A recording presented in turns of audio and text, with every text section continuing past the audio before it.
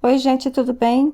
Bem-vindos ao canal Matemática para Iniciantes. Eu sou a Simone, essa é a playlist Trigonometria e no vídeo de hoje nós temos uma dica bem interessante que vai facilitar a resolução de muitos exercícios. Essa dica é a seguinte: imagina que eu tenho um ângulo no primeiro quadrante, um ângulo na forma π sobre n, quando n varia é maior ou igual a 3, ou seja, 3, 4, 5, 6, ou seja, eu tenho π sobre 3, π sobre 4, π sobre 6 e por aí vai, tá? Eu quero saber quais são os ângulos α2, α3 e α4 dos demais quadrantes que possuem o mesmo valor absoluto do seno. O que significa isso? Significa que eu quero saber quais são os ângulos nos outros quadrantes que têm o mesmo valor do seno a menos de um sinal, ou seja, a menos de ser negativo ou positivo. Então, por exemplo, eu sei que o seno ele é positivo no primeiro e no segundo quadrantes. Então, eu quero saber quem é α2 no segundo quadrante que tem o mesmo seno de α1, tá? Quem é α3 no terceiro quadrante que tem cujo seno é menos seno de α1. E qual é o α4 do quarto quadrante cujo seno é menos seno de α1? Porque eu sei que os senos no terceiro e no quarto quadrantes, eles têm sinais negativos, ok? Então, é basicamente isso. Bom, vamos olhar então o ciclo trigonométrico para determinar esses ângulos e vamos preencher aqui essa tabela. Bom, temos aqui então já o meu α1, que está aqui em rosa, esse ângulo π sobre n. Eu quero saber quem é o α2, que tem o mesmo seno. Então, o α2 vai ser esse ângulo aqui, que vai sair do zero até esse arco aqui, tá? Aqui eu tenho meu α2 e reparem que ele tem o mesmo seno de α1, tá? O seno é medido, lembrando, aqui no eixo y. E quem é esse α2? Então, o α2, o formato dele é n menos 1 vezes π sobre n, tá? Então, resumindo, se o ângulo α1 é π sobre n, então como é que você faz para descobrir o α2? Você pega o n, subtrai 1, multiplica por π, e esse é o numerador, e depois você divide por n. Basta isso. Vamos continuar então. Deixa eu apagar isso aqui, só para não ficar muito pesado.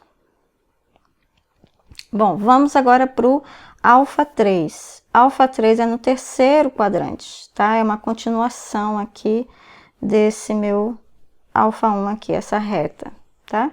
Então, esse ângulo é esse ângulo completo aqui, α3. Ele tem o seno dele, é medido aqui no eixo y, e a gente vê que o seno dele é menos o seno de α1. Então, quem é esse α3? O formato dele, n mais 1 vezes π sobre n. Então, eu pego o denominador, somo 1 para obter o numerador. E aí, divido por n. Basicamente isso.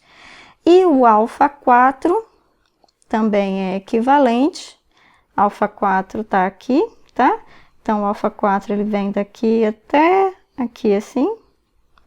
Então, esse é o α4. Novamente, ele é calculado o seno no mesmo lugar, ou seja, o seno do α4 continua sendo menos seno de α1. E o formato dele é, vou pegar aqui a mesma cor, é 2n menos 1 vezes π sobre n. E aí, a gente completa o quadro. Todos esses ângulos aqui, de todos os quadrantes, eles têm o mesmo seno a menos de um sinal. Ou seja, o que vai diferenciar aí é que no terceiro e no quarto quadrantes, eles têm o sinal negativo, e no primeiro e segundo, eles têm o sinal positivo. Em módulo, é o mesmo valor. É isso que eu quero dizer.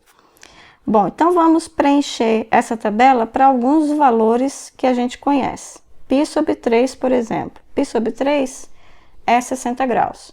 Então, π sobre 3 no segundo quadrante, o que eu tenho que fazer? Numerador, subtraio 1, portanto 2, multiplico por π, e o denominador nunca muda, sobre 3.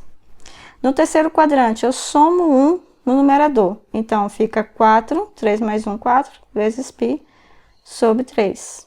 E no quarto quadrante, eu pego o denominador, que é 3, multiplico por 2, 6, menos 1, 5. 5π sobre 3. Ok, gente? Bem simples. Vamos pegar agora π sobre 4. Π sobre 4. No segundo quadrante, eu tenho que pegar o 4 e diminuir 1. Então, 3π sobre 4. No terceiro quadrante, eu tenho que somar 1 ao 4. 5π sobre 4. E no quarto quadrante, eu tenho que fazer 4 vezes 2, 8, menos 1, 7. Então, 7π sobre 4. E, finalmente, π sobre 6. Eu vou fazer somente esses, porque são os mais importantes, tá? Então, π sobre 6 no segundo quadrante, eu tenho que retirar uma unidade do 6. Então, 5π sobre 6. No terceiro quadrante, eu tenho que somar 1 ao 6. 7π sobre 6. E no quarto quadrante, é 6 vezes 2, 12 menos 1, 11. 11π sobre 6. Ok, gente? Então, tá aí, bem simples. Bom, mais para frente nós vamos ver exercícios de aplicação disso que eu mostrei aqui, dessa dica que eu mostrei aqui, tá? Bom, alguma dúvida? Vocês entenderam? Já tinham visto isso? Deixem aqui um comentário, contem para mim o que vocês acham disso aqui, tá? E se tiverem alguma sugestão de exercícios, também podem deixar aqui nos comentários. E a gente se vê nos próximos vídeos. Até mais!